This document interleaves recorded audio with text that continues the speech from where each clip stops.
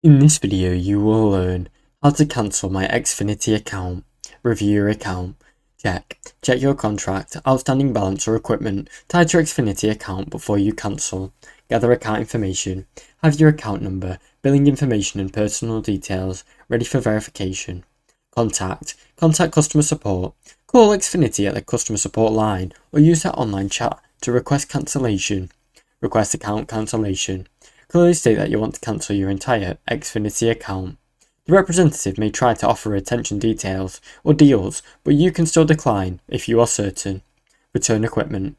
If you still have Xfinity equipment, this could be a router, TV box or modem, rearranged to be returned by mail, UPS or at an Xfinity store.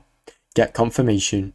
Request written or email confirmation of your account cancellation, including the effective date and any final charges. Now you know how to cancel my Xfinity account. Thanks for watching. Don't forget to like and subscribe.